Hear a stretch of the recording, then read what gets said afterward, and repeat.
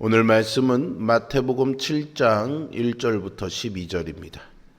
마태복음 7장 1절부터 12절입니다. 비판을 받지 아니하려거든 비판하지 말라. 너희가 비판하는 그 비판으로 너희가 비판을 받을 것이요 너희가 헤아리는 그 헤아림으로 너희가 헤아림을 받을 것이니라. 어찌하여 형제의 눈 속에 있는 티는 보고 내 눈 속에 있는 들보는 깨닫지 못하느냐? 보라, 내 눈 속에 들보가 있는데 어찌하여 형제에게 말하기를 나로 내 눈 속에 있는 티를 빼게 하라 하겠느냐? 외식하는 자여, 먼저 내 눈 속에서 들보를 빼어라. 그 후에야 밝히 보고 형제의 눈 속에서 티를 빼리라. 거룩한 것을 개에게 주지 말며 너희 진주를 돼지 앞에 던지지 말라. 그들이 그것을 발로 밟고 돌이켜 너희를 찢어 상하게 할까 염려하라. 구하라, 그리하면 너희에게 주실 것이요 찾으라, 그리하면 찾아낼 것이요 문을 두드리라, 그리하면 너희에게 열릴 것이니 구하는 이마다 받을 것이요 찾는 이는 찾아낼 것이요 두드리는 이에게는 열릴 것이니라. 너희 중에 누가 아들이 떡을 달라 하는데 돌을 주며 생선을 달라 하는데 뱀을 줄 사람이 있겠느냐? 너희가 악한 자라도 좋은 것으로 자식에게 줄 줄 알거든 하물며 하늘에 계신 너희 아버지께서 구하는 자에게 좋은 것으로 주시지 않겠느냐? 그러므로 무엇이든지 남에게 대접을 받고자 하는 대로 너희도 남을 대접하라. 이것이 율법이요 선지자니라. 아멘. 마태복음 7장은요, 비판하지 말라는 강한 명령으로 시작됩니다. 이것은 단지 말의 문제가 아니라 마음의 태도에 대한 말씀인데요. 예수님은 우리가 다른 이들을 하나님의 시선으로 바라보기를 원하십니다. 성도로서 다른 이들을 향해서 가져야 할 바른 자세를 오늘 본문의 말씀을 통해 우리의 마음에 새김하는 그런 은혜가 있기를 바랍니다. 예수님은 비판하는 것 자체보다는요, 위선적인 태도를 문제 삼으십니다. 타인의 눈 속에 있는 티를 보면서 자기 눈 속에 있는 들보를 보지 못하는 자가 얼마나 어리석은지를 말씀하시죠. 이것은 우리 내면의 악한 모습을 드러내는 말씀입니다. 발가벗겨지는 것 같은 부끄러움이 있지만은 이 말씀 앞에 정직하게 서는 우리가 되었으면 좋겠습니다. 우리의 악한 본성은요, 사실 타인의 실수를 과장해서 보게 합니다. 상대의 실수를 비판하면 자기 자신이 옳은 게 정당화되고 자기 자신이 높아지기 때문이지요. 사람을 만나면서 가장 자주 부딪히는 고통이라고 한다면 사실 어떤 사건이 일어났다는 그 자체보다는요, 그 사건을 둘러싼 시선에서 옵니다. 여러분들 보통 그렇지 않습니까?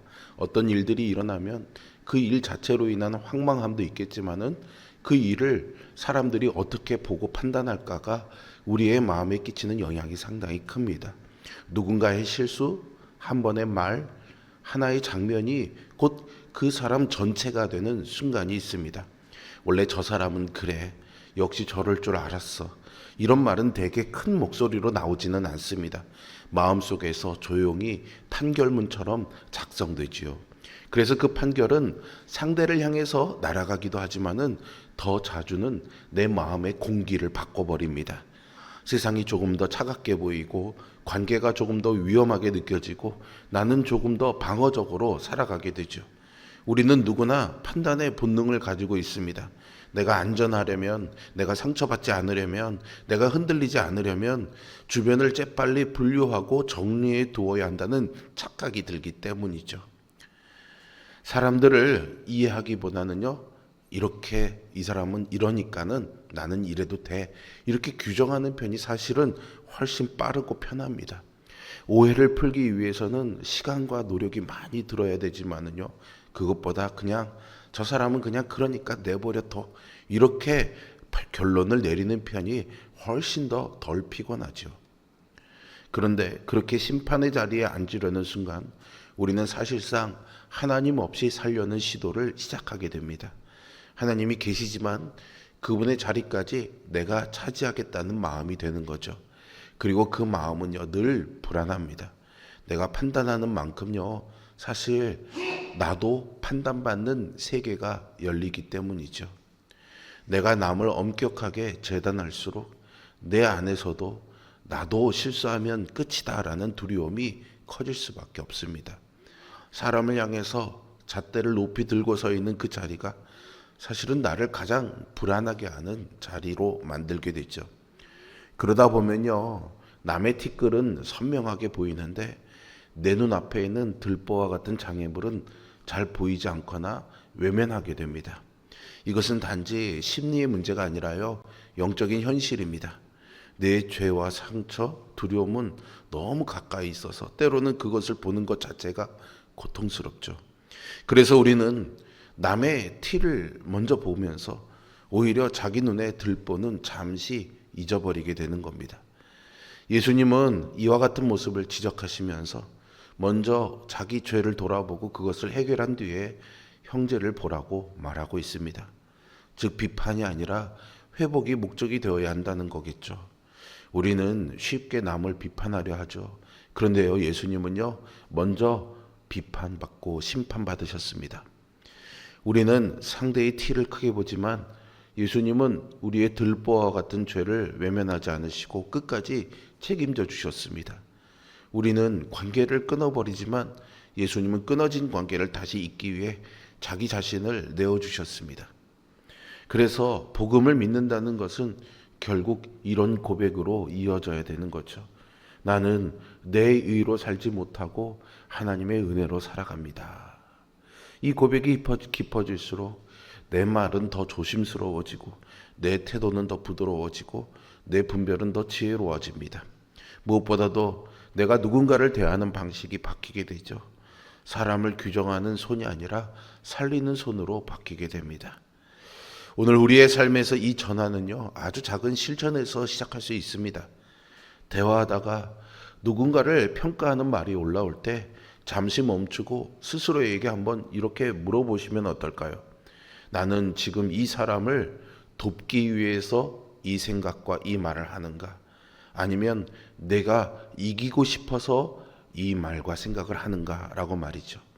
내가 이기고 싶은 마음이라면은 그 말과 그 마음은 상대를 향한 칼날이 될 가능성이 큽니다. 하지만 내가 돕고 싶은 마음이라면은 그 말은 길이 될 가능성이 큽니다. 그리고 그 다음에 하나님께 이렇게 구해보면 어떨까요? 내 마음의 불안을 하나님 만져주세요. 내 마음을 정결하게 해주세요. 내가 지금 해야 할 말과 멈춰야 할 말을 분별하게 해주세요 라고 말이죠. 이렇게 기도하는 사람은 다른 사람을 함부로 규정하지 않습니다. 왜냐하면 자기의 마음이 얼마나 쉽게 흔들리는지 알기 때문이죠. 그리고 그렇게 하나님 앞에서 자신을 보는 사람은 다른 사람을 더 인간답게 대하기 시작합니다. 우리는 얼마나 나의 연약함은 망각한 채, 내 눈에 들보는 보지 못한 채 다른 이들의 티끌을 바라보며 잘못을 지적하고 있는 것은 아닐까요? 우리는 은혜 앞에 겸손해야 합니다. 예수님은 먼저 우리의 내면을 돌아보라고 하십니다. 판단은 하나님께 맡기고 우리는 사랑과 겸손으로 형제에게 손을 내밀어야 하는 것이죠. 회복을 위한 권면은 용기와 지혜가 필요한 일이지만 그것이야말로 진정한 사랑의 실천입니다. 우리가 하나님 앞에서 자신의 죄를 정직하게 직면하고 회개할 때 그 은혜를 경험한 자로서 다른 사람을 품을 수 있습니다. 저와 여러분이 이렇게 하나님 앞에 정직한 자로 살아가며 내 앞에 있는 들보를 먼저 바라보고 형제를 향해 손을 내밀 수 있는 그런 믿음의 사람이 되기를 소망합니다. 이어지는 말씀에서 주님은 거룩한 것을 개에게 주지 말며 너희 진주를 돼지 앞에 던지지 말라고 6절에서 말씀하시는데요. 복음을 전할 때도 지혜와 분별이 필요하다는 교훈입니다. 당시에 유대 문화에서 개와 돼지는요, 부정하고 경멸스러운 존재로 여겨졌습니다. 예수님은 복음을 무시하고 조롱하는 이들에게 거룩한 것을 무분별하게 나눠주지 말라고 하십니다. 이것은 전도를 포기하라는 뜻이 아니라 효과적인 접근 방식을 교훈하고 있는 것입니다. 복음을 강요하듯 전하다가 복음이 경멸의 대상이 될 수도 있고 듣는 자의 마음은 더욱 완악해질 수도 있습니다. 복음은 진주와 같은 가치가 있으며 성도는 그 진주를 전하는 사명자입니다. 우리가 복음이 헛되이 여겨지지 않도록 상대의 마음을 살피고 기도하면서 복음을 전해야 하는 것이죠. 사랑 없는 열정은요, 상처를 남깁니다. 온유하게 분별하며 복음을 전할 때 우리는 복음의 향기를 온전히 드러낼 수 있는 거죠. 세상의 조롱에도 인내와 지혜로 복음을 나누는 성도가 되기를 기도합니다. 예수님은 구하면 주실 것이고 찾으면 찾아낼 것이며 문을 두드리면 열릴 것이다 라고 말씀하십니다. 이것은 기도하는 자가 하나님의 신실하심을 확신해야 한다는 것을 가르쳐주고 있습니다. 하나님은 성도가 구할 때에 외면치 않으시는 하나님이십니다. 그러나 그 응답은 우리가 원하는 방식이 아니라 하나님의 방식으로 주어집니다. 예수님은 악한 부모라도 자녀에게 좋은 것을 주는데 하나님이 얼마나 더 좋은 것을 주시겠냐라고 말씀하십니다. 여기서 더 좋은 것은요, 우리가 바라는 더 좋은 것이 아니라 성령의 충만함, 평안, 인내, 사랑 등의 열매를 포함하는 것입니다. 남에게 대접받고자 하는 대로 남을 대접하라 라는 이 말씀은 하나님이 우리에게 베푸신 자비를 근거로 한 삶의 방식입니다. 하나님이 우리를 긍휼히 여기시고 우리를 대접해 주신 것처럼 우리도 다른 사람들을 긍휼히 여기며 환대하고 대접해야 하는 것이죠. 주님이 오늘 본문에서 가르쳐 주시는 기도는 하나님을 향한 신뢰의 표현입니다. 신뢰 속에서 하나님의 뜻을 구하며 그의 뜻에 순종하려는 자에게 하나님은 반드시 응답해 주실 줄로 믿습니다. 우리는 오늘 본문의 말씀을 교훈 삼아서 다른 사람을 비판하는 대신에 먼저 나 자신을 돌아봐야 하고요. 복음을 전할 때 지혜롭게 접근하고 분별해야 합니다. 하나님을 신뢰하며 기도하고 타인을 사랑으로 대하며 대접하기를 즐거워해야 합니다. 하나님의 긍휼을 우리가 먼저 경험하고 하나님의 은혜를 우리가 먼저 누렸기 때문이죠.